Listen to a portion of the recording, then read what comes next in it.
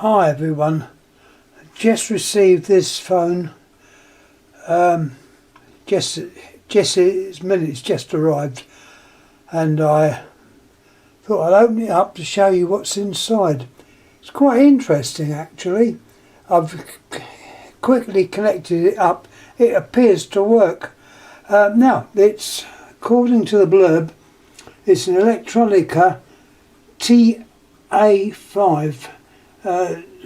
Made in the Soviet time, which is rather interesting because when I've had a look inside, I must show you all the bits. It's quite interesting. It's got on the corner, if it comes up okay, RFT, and also that name appears in the handset.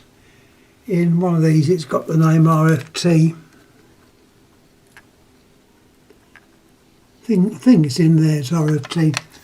The interesting thing was RFT was a supplier of phones in Eastern Germany, so obviously it is Soviet.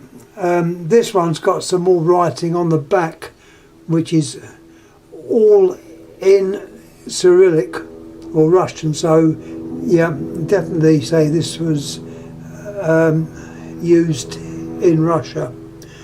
Now, rather interesting, it's a press button job. There's a close-up of the innards. Loads of chips in it. They're typical Russian type components. Same type as I can remember from seeing them in the old radios made there in Russia. I'm trying to think now. I think they're called Vega.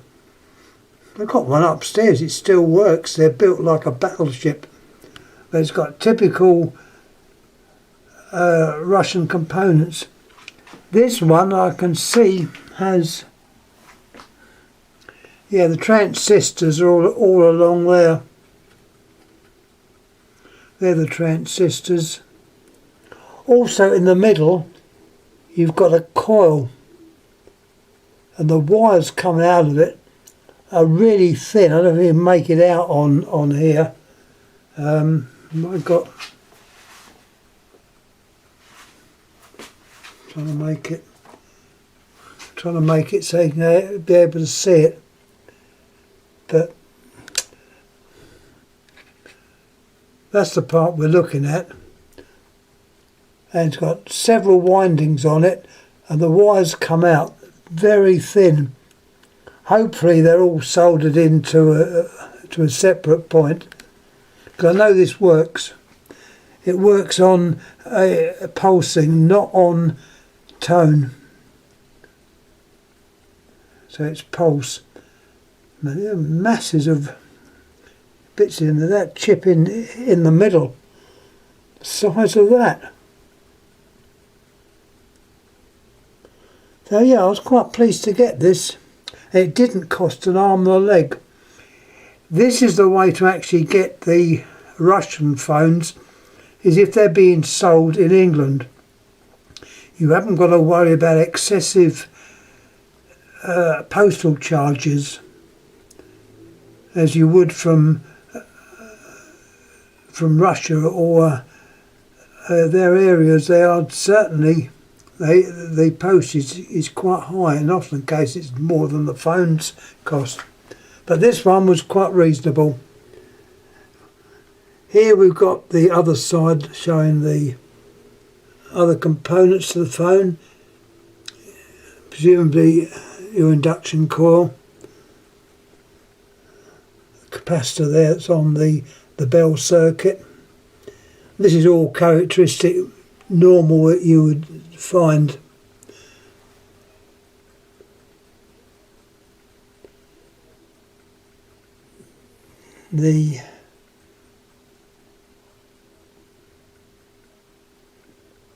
Just looking at the terminations, they're all on those little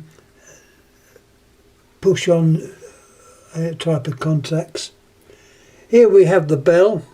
I adjusted it up a bit, the tinkling, to know I like it, so they actually ring without the hammer resting on the bell still, and I had to adjust those, but they're okay.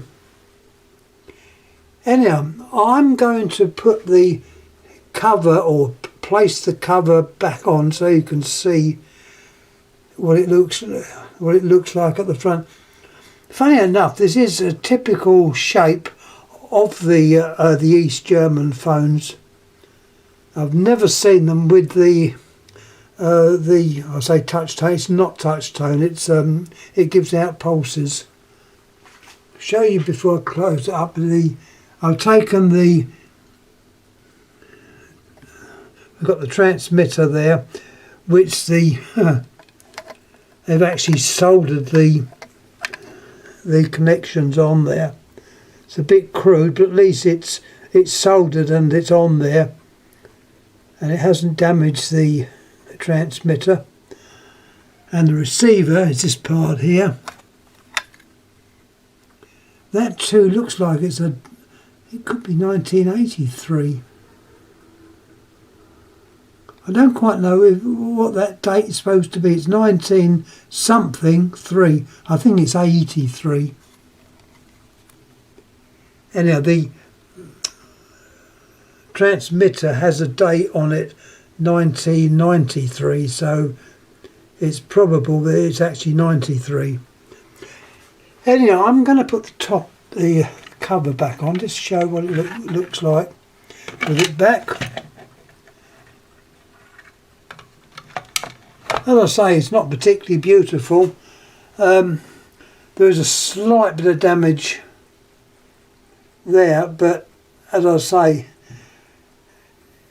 I can't get to the other side without a lot of fiddling about to try and push that out and re-glue it down. So I'm going to leave it as it is.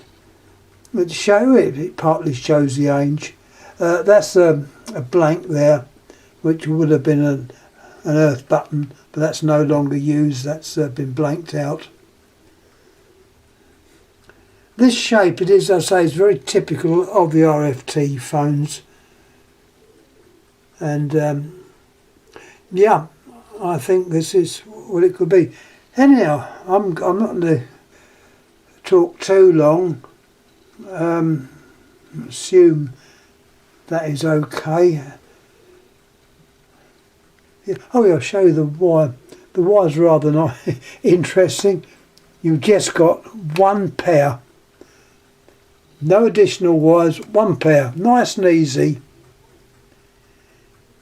You haven't got to worry about wiring in resistors on the bell circuit. Just connect that up and it goes. And say I'd put it in straight away and it worked. I like the way way of clipping the cord in, or as a means of preventing the cord being pulled out. Some of the ideas are very basic, but it obviously does the job. So there we are. This is the Soviet SSSR. I don't know what that means. Someone out there will. Soviet SSSR Elektronika TA5, and it's dated 1993. That's what I've got on the two little dates, and it's made by, or yeah, it's got on here RFT, and they are the makers of the East German phones. They weren't particularly, well, I've got one of the dial versions, and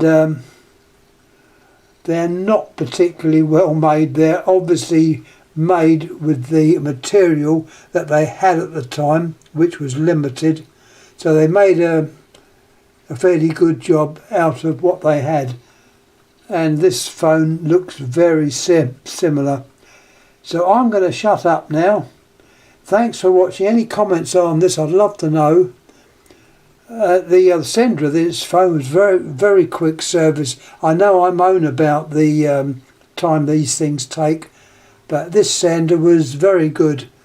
And I noticed it has 1 or 2 interesting phones, so I thought we'll have this one for a start, see what it's like. Reasonably priced, and it was well boxed. The handset was kept separate from the rest of the phone, well padded, and it travelled very well. Anyhow, I'm going to shut up now. So thanks a lot for watching. Any comments please make. And yeah, it's just interesting. This is the old press button. I know it's got the star and the crosshatch, but as far as I can tell, you can't hear anything as you press the buttons. But I'm pretty sure it's pulse. Anyhow, thanks again, and I'll pop this up. Thanks for watching. Thank you.